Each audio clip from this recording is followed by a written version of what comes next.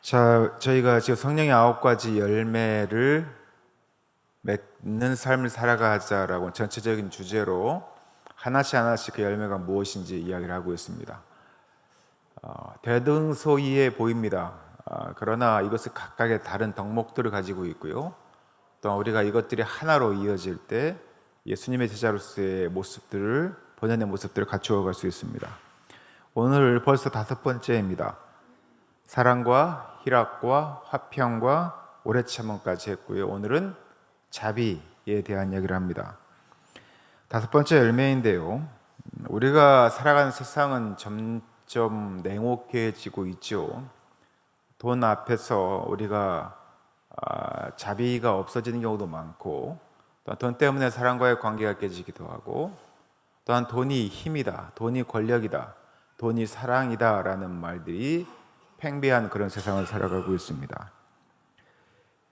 돈을 위해서 또는 내가 어떤 권력을 취하기 위해서 우리가 경쟁에서 살아남기 위한 그런 일들을 많이 하죠. 그러다 보면 우리가 곧 다가올 입시나 아니면 어떤 취업이나 또 삶의 터전에서 서로 경쟁할 수밖에 없습니다.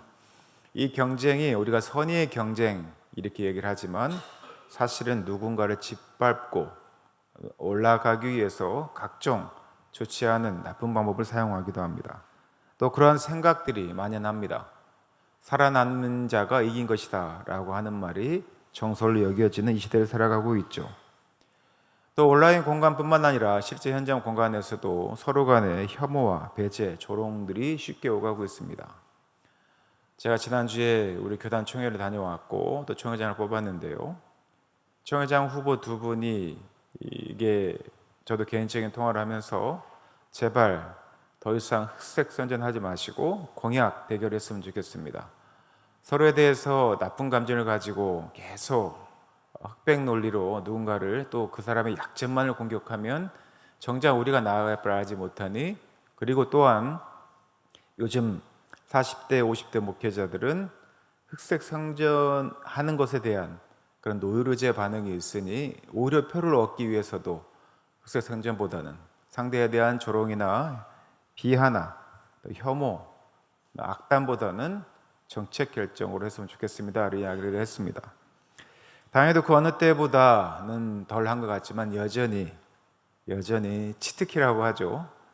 뭔가 한 방 먹일 수 있는 것은 상대의 약점을 드러내서 나쁜 사람으로 만드는 것이 나에게 표를 가져오게 한다라는 유혹이 있는 그 현장을 조금씩 보게 됐습니다.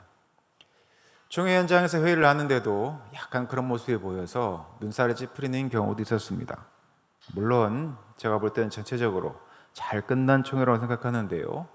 무언가 경쟁이 있고 상대가 있다 보면 의견이 충돌이 있게 되고 자신의 의견을 통과시키기 위해서 자신의 의견만 개진하는 것이 아니라 다른 방법들, 경쟁의 잘못된 수단을 사용하는 것을 보게 됩니다.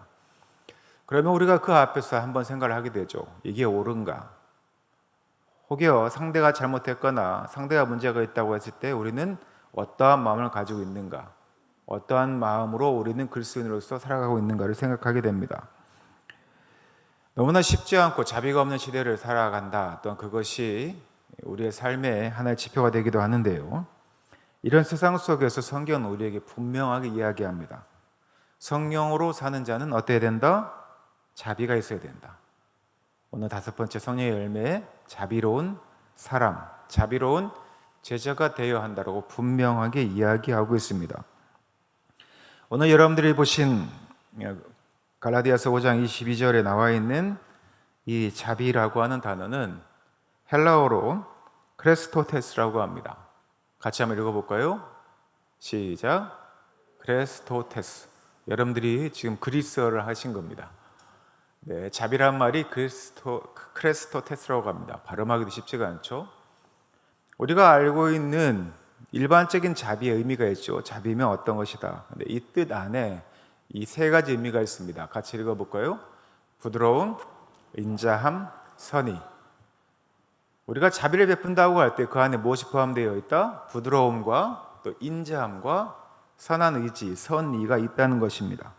이것은요, 이 자비가 단순히 동정만을 의미한다는 게 아니에요. 어떤 사람들이 불쌍한 처지에 있어서 내가 자비를 베푼다고 얘기하면 우리는 보통 동정을 하고 뭔가 도움을 준 데도 그칩니다. 그러나 이것은요, 좀 더 나아가면 이 크레스토테스라는 말은 적극적인 선의를 베푸는 것이고, 그것을 어떤 태도로? 따뜻한 태도로 베푸는 것입니다. 그래서 자비는 단지 동정하는 것을 의미하지 않고, 다시 한번 말씀드리지만 적극적인 선의와 따뜻한 태도를 포함하고 있습니다. 로마서 2장 4절을 보겠습니다. 로마서 2장 4절 함께 읽어볼까요? 시작. 너가 하나님의 인자하심이 너를 인도하여 회개하게 하심을 알지 못하여 그의 인자하심과 용납하심과 길이 참으심이 풍성함을 멸시하느냐라고 되어 있죠. 여기서 하나님의 인자하심이 단지 쟤들이 죄를 많이 지어서 죽을 것 같아, 내가 구원해 줘야 되지라고 하는 그런 동정의 마음이 아니라 어떤 마음이 있다? 따뜻한 마음과 태도와 또 적극적인 선의를 가지고 우리에게 인자하심으로 다가왔다는 겁니다. 그것이 성경에서 말하는, 갈라디아에서 말하는 자비의 의미입니다. 하나님께서 우리를 사랑하시고 그 마음은 따뜻해져서 우리에게 무엇을 베풀까라고 하는 그 마음이 예수 그리스도를 이 세상에 보내주셨고 십자가에 죽게 하심으로 우리의 죄를 대신하게 하셨다는 겁니다. 아주 적극적인 태도이죠. 그리고 그 마음이 따뜻한 겁니다. 자비는 단순한 감정이 아니라는 겁니다. 자비는 사람을 회복시키고요. 그리고 로마서 2장 4절에 말씀드린 것처럼 하나님께로 돌아오게 하는 능동적인 힘이 자비입니다. 그렇다면 우리가 베푸는 자비도 그래야 되겠죠. 하나님이 우리에게 그러한 자비를 베푸셨으니 성령으로 인하여서 우리가 갖게 된 그 자비도 사람을 회복시키고, 우리가 누군가를 만났을 때 그 사람을 회복시키고 그가 누구에게로? 하나님께 돌아오게 하는 능동적인 힘을 발휘할 수 있는 게 그 자비여야 합니다. 다시 한번 말씀드립니다. 우리가 자비를 실천하면 그것이 단순히 착한 행동이 아니라는 거예요. 거기서 멈추지 않는 겁니다. 하나님의 성품을 드러내는 거룩한 행위로 이어질 수 있어야 됩니다. 그리고 성경 전체는요, 하나님의 자비가 가득 차 있습니다. 자비라고 한 단어가 가득 차 있는데요, 먼저 성경 말씀을 볼까요? 출애굽기에 있는 말씀입니다. 출애굽기 34장 6절입니다. 같이 읽겠습니다. 시작. 여호와라 여호와라 자비롭고 은혜롭고 노하기를 더디하고 인자와 진실이 많은 하나님이라. 하나님이 어떠한 분이신지 지금 묘사하고 있는 장면입니다. 시편 103편 8절 같이 읽겠습니다. 같이 읽겠습니다. 시작. 여호와는 긍휼이 많으시고 은혜로우시며 노하기를 더디하시고 인자하심이 풍부하시도다. 여기서 인자하심이라고 하는 표현이 자비라는 의미입니다. 구약에서 하나님의 성품을 드러내는 대표적인 히브리어가 있습니다. 혹시 들어보셨을까요? 헤세드라는 단어가 있습니다. 헬라어로는 아까 크레스토스라고 하는 단어이고요. 히브리어, 이스라엘의 구약 성경에 쓰여진 말로는 헤세드라고 하는데요. 이 헤세드라는 말은 어떤 뜻일까요? 한번 같이 읽어볼까요? 시작. 변함없는 사랑과 자비라는 뜻입니다. 구약의 모든 역사를 보면 이스라엘 백성들이 얼마나 하나님을 배신하고 배반하고 돌아서고 다른 신을 섬기고 하는 일들이 얼마나 자주 많았습니까? 그러나 그럼에도 불구하고 하나님은 이스라엘 백성들에게 헤세드를 보여주셨어요. 이 헤세드가 자비라는 겁니다. 변함없는 사랑이 자비로 드러나는 겁니다. 신약에서는 말씀드린 것처럼 크레스토테스라고 되어 있고요. 그리고 이것이 신약에서는 누구로 이어지는가 하면 바로 예수 그리스도를 통해서 이어지는 것이고, 또한 그분의 삶을 통해서 구체적으로 드러난 것이 자비입니다. 예수님께서 공생의 기간 동안 또 십자가의 이 사건을 통해서 보여주신 삶들을 보십시오. 예수님께서 어떤 자를 고치셨습니까? 병든 자를 고치셨죠. 그 시대에 병원에 갈 수도 없고 어떤 약물 치료도 받을 수 없는 이들에게 다가가셔서 그들의 가장 심각한 문제들을 해결해 주셨습니다. 사회적으로 도외시되고 또한 폄하되고, 그리고 왜 이렇게 제외되었던 세리들과 또 죄인들, 그들과 함께 식사하신 분이 예수님이십니다. 십자가에 의해서도 자비를 베푸시죠. 저들의 죄를 사하여 주십시옵소서.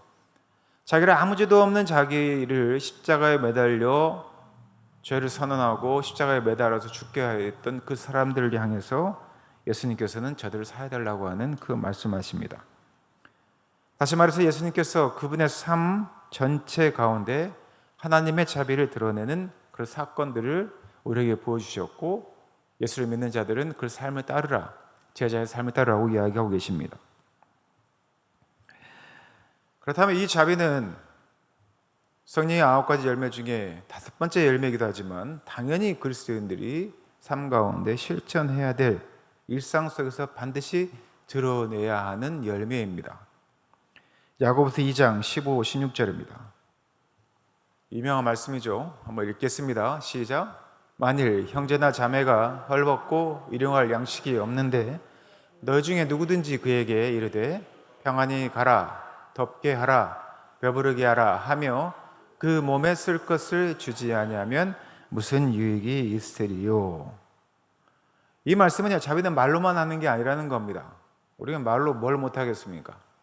그러나 말로만 하는 것이 아니라 실제적인 행동으로 드러나야 한다는 것입니다. 이 모든 것이 자비의 열매입니다. 자, 자비와 연결되어진 성경 말씀을 몇 가지 한번 살펴보도록 하겠습니다. 골로새서 3장 12절입니다. 같이 읽어볼까요? 시작. 그러므로 너희는 하나님이 택하사 거룩하고 사랑받는 자처럼 긍휼과 자비와 겸손과 온유와 오래 참음을 옷 입고. 골로새서의 이 말씀에서도 골로새 교회들에게 오늘 여러분들이 읽었던 그 말씀의 본문과 거의 동일한 성의 9가지 열매 중에 또한 자비의 열매를 맺고 살라고 이야기를 합니다. 성경은 구약뿐만 아니라 신약 전체에 거쳐서 그리스도인들이 어떠한 삶을 살아야 하는지, 특히 오늘 여러분들이 맺어야 하는 성령의 9가지 열매 중에 5번째 열매, 자비를 실천하라고 이야기를 합니다. 에베소서 4장 32절입니다. 함께 읽겠습니다. 시작. 서로 친절하게 하며 불쌍히 여기며 서로 용서하기를 하나님이 그리스도 안에서 너희를 용서하심과 같이 하라. 이 말씀 전에 읽었던 골로새서의 말씀은 이 자비를 우리의 그리스도인의 옷이라고 이야기를 합니다. 여러분들 벌거벗고 이 세상에 오지 않았잖아요. 예배 시간에도 여러분들은 옷을 갖춰서 입었습니다. 옷을 입는 것 같이 우리의 삶 가운데 반드시 반사적으로 드러내야 될 것이 자비라고 이야기했다면, 에베소서 4장의 32절에 있는 말씀은 우리가 이 자비 행위가 뭘로 연결되어야 된다? 용서의 행위로 갈 수 있어야 된다는 겁니다. 자비는 결국 용서로 연결이 되는 것이죠. 그리스도인이 옷을 입은 것 같이 이 자비를 우리의 몸에 체득하고 삶을 실천해 가면 이 자비는 결국 용서로 나아가게 된다는 거예요. 하나님께서 예수님께서 그 모습을 보여주시지 않으셨습니까? 적극적인 선의와 따뜻한 행동으로 우리에게 동정해야 하는 그 사랑을, 자비로 우리에게 드러냈을 때 우리가 살아나게 된 것이고, 우리를 용서할 수 있는 그 단계로 나아가게 된 겁니다. 누구든지 회개하면, 누구든지 나에게 오면 먼저 용서의 마음으로 그에게 다가갈 수 있게 된다는 것이죠. 우리가 선한 사마리아인의 비유를 압니다. 누가복음 10장에 나오는 이야기인데요. 이 이야기는 여러분 너무나 잘 아시죠? 말씀을 따로 읽지는 않겠습니다.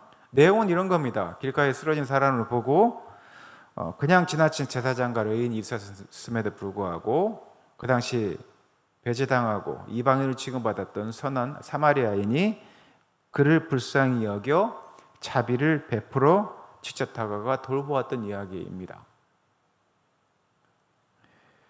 그리고 예수님께서 그 이야기를 하시고 이런 말씀하시죠. 지금으로 이야기하면 이 제사장과 레위인은 어쩌면 그리스도인을 이야기하는 것일 수도 있습니다.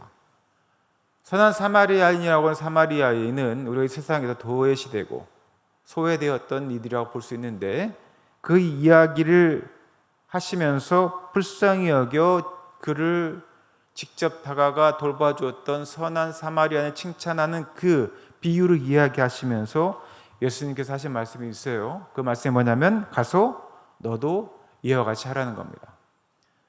자비를 베풀었던 대표적인 사례, 누가복음 10장에 있는 이 말씀, 선한 사마리아인 비유를 이야기하면서 우리에게 어떻게 하라? 가서 너도 이와 같이 하라고 이야기한 것입니다. 지난주 칼럼 기억나십니까? 제가 이 예화를 얘기를 하면 괜히 또 제 자랑하는 것 같아서 좀 그럴 수 있는데, 그거는 제가 지금 5주째 성령의 열매에 대해서 이야기하고 있지 않습니까?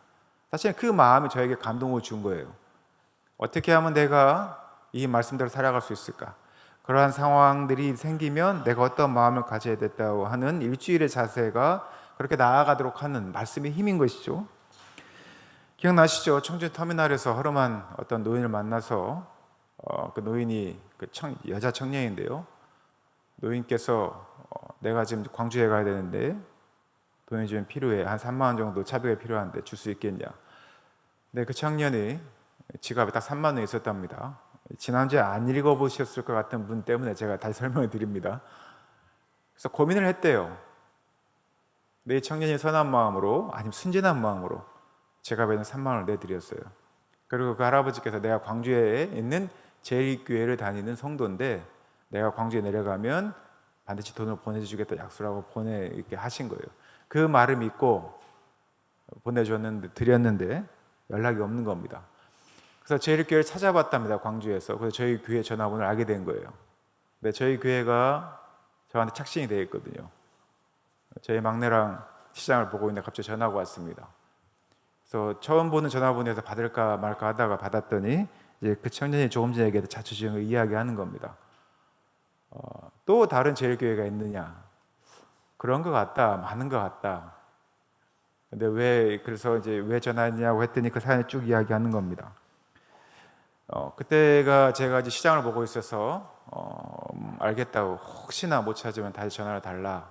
다른 데도 알아보고, 그리고 그분이 거짓말 안 할 수도 있는 거잖아요. 제가 나중에 시장을 보고 집에 왔는데 연락이 없어요. 그래서 제가 걸려온 전화로 문자를 보냈습니다.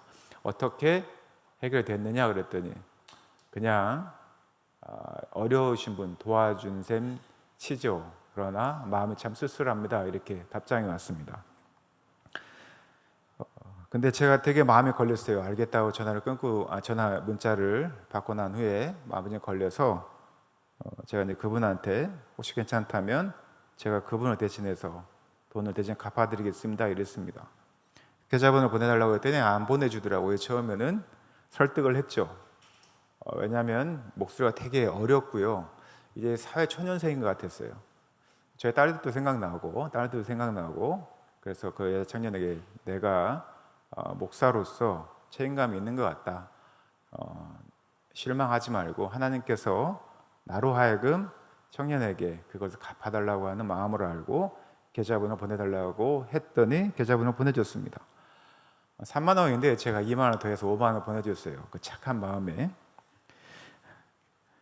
저가 착하다는 게 아니라 그 청년의 착한 마음에 밥 한 끼라도 사주고 싶어서 돈을 더 보냈습니다.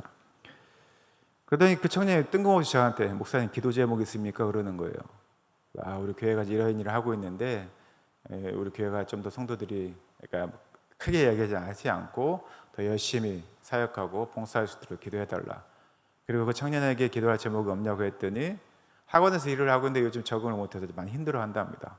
하지만 씩씩하게 잘 해결해 나갈 수 있도록 기도해달라고 서로 기도 제목을 나눴습니다. 전혀 모르는 청년입니다. 문자로만 서로 주고받았습니다.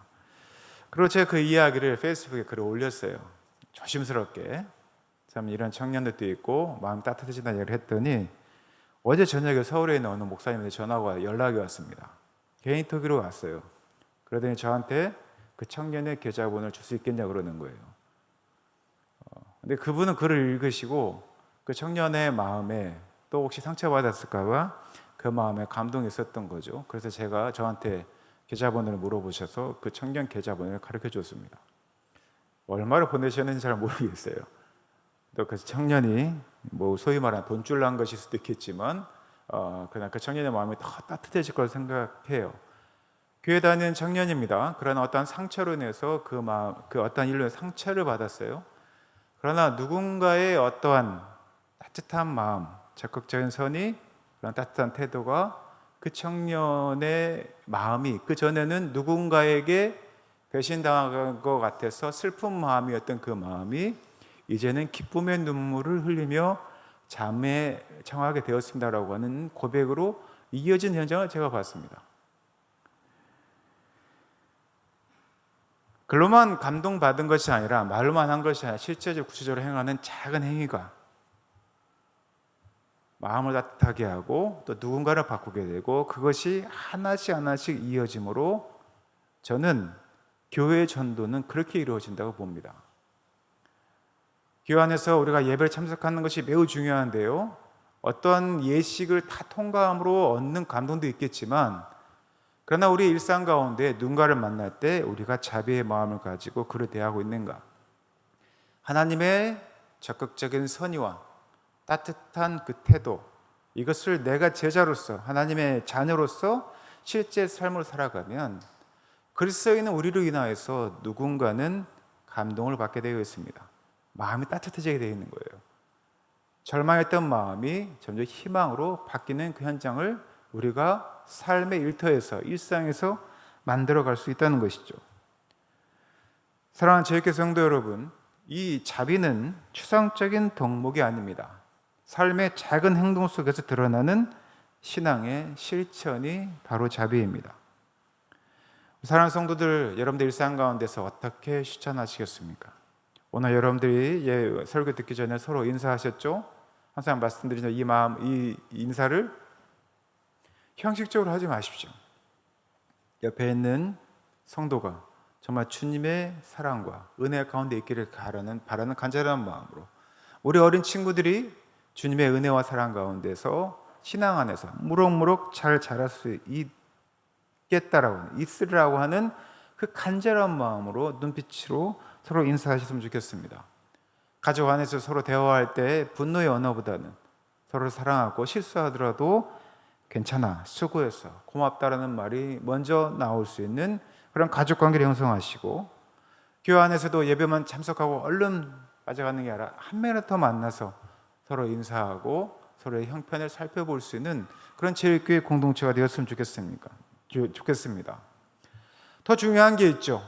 여러분들 문을 나서는 순간 큰 것부터가 아니라 작은 것도 실천하는 이 자비의 성령의 열매를 우리가 실천하는 그러한 구체적인 행위를 여러분들 일상에서 하십시오. 직장에서 만나는 이들, 또한 만나는 이웃들, 일상 가운데서 부딪히는 그 많은 사람들에게 어려운 이웃을 돌아보는 그런 관심, 이 관심을 작은 친절과 선행의 반복을 통해 열매에 맺으시기 바랍니다. 말씀에 맺겠습니다. 사랑하는 제일교회 성도 여러분, 성령의 열매는 사실 우리의 힘으로 맺는 것이 아닙니다. 인간들은 끊임없이 자기중심적인 이기적인 삶을 살아갑니다. 그러나 성령이 우리와 함께 하시면 성령께서 우리 안에 이 자비의 열매를 맺게 하십니다. 우리는 그 열매를 맺도록 순종하기만 하면 됩니다. 이게 쉽지는 않죠. 마음을 돌이킨다는 것이 쉽지가 않습니다. 그다음 회개가 그런 의미입니다. 성령이 우리로 하여금 깨닫게 하셨을 때 우리가 돌이키는 겁니다. 그리고 고치는 겁니다. 이것이 진정한 회개이고요. 이 회개를 시작으로 우리가 주님 앞에 나아갈 수 있는 것이고 죄의 용서함을 통해서 하나님의 자녀를 획득한 그러한 모습이 바로 그럴 수 있는 삶의 모습입니다. 예수님께서 보여주신 자비가 우리를 구원하신 것처럼 우리의 자비로운 행위가 누군가를 하나님께 인도할 수 있습니다. 우리의 가정에서, 또한 교회에서, 여러분 살아가는 일상, 그 일터에서 작은 자비를 실천하시기 바랍니다. 따뜻한 한마디, 작은 섬김, 진심 어린 관심, 이것을 통해 성령의 열매를 드러내시기 바랍니다. 누가복음 6장 36절 말씀입니다. 마지막 구절인데요. 한번 같이 읽어볼까요? 큰 목소리로 읽겠습니다. 시작. 너희는 너희 아버지의 자비하심 같이 자비로운 자가 되라. 하나님이 자비로우시니, 예수님이 자비로우시니 그의 제자된 그의 아들 된 그의 백성 된 우리가 어떠하라? 자비로운 자가 되라는 것입니다. 이 말씀처럼 우리 사랑하는 제일교회 성도들과 제일교회 공동체가 하나님의 자비를 드러내는 성도, 하나님의 자비를 드러내는 공동체가 되기를 예수님의 이름으로 간절히 소망합니다. 함께 기도하겠습니다.